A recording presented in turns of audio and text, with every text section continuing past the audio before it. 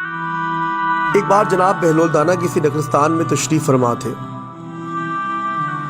ایک تاجر کا وہاں سے گزر ہوا، وہ آپ کے پاس آیا، سلام کر کے سامنے بیٹھ گیا اور انتہائی ادب سے گزارش کی، حضور تجارت کی کون سی ایسی جنس خریدوں جس میں بہت نفع ہو؟ جناب بہلول دانا نے فرمایا کالا کپڑا لے لو۔ تاجر نے شکریہ ادا کیا اور الٹے قدموں چلتا ہوا واپس چلا گیا۔ اس نے جا کر علاقے میں دستیاب تمام سیاہ کپڑا خرید لیا۔ کچھ ہی دنوں بعد شہر کا رئیس انتقال کر گیا۔ ماتمی لباس کے لیے سارا شہر سیاہ کپڑے کی تلاش میں نکل کھڑا ہوا۔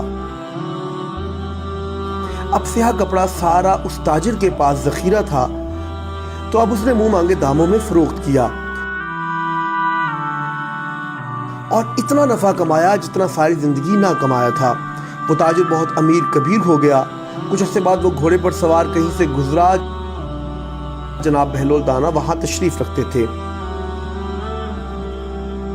وہ وہیں گھوڑے پر بیٹھے بیٹھے بولا، او دیوانے، اب کی بار کیا لوں؟ جناب بہلول نے فرمایا تربوز لے لو۔ وہ بھاگا بھاگا گیا اور ساری دولت سے پورے ملک سے تربوز خرید لیے۔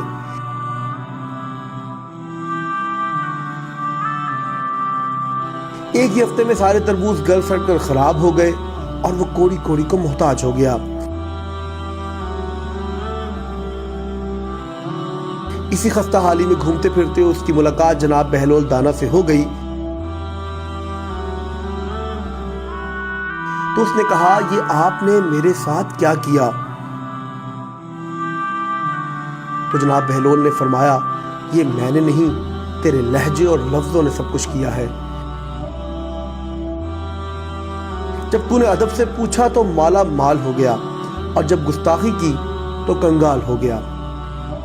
سدا یاد رکھیے گا، پرندے اپنے پاؤں اور انسان اپنی زبان کی وجہ سے جال میں پھنستے ہیں۔ گفتگو میں نرمی اختیار کرو، کیونکہ لہجوں کا اثر الفاظ سے زیادہ ہوتا ہے۔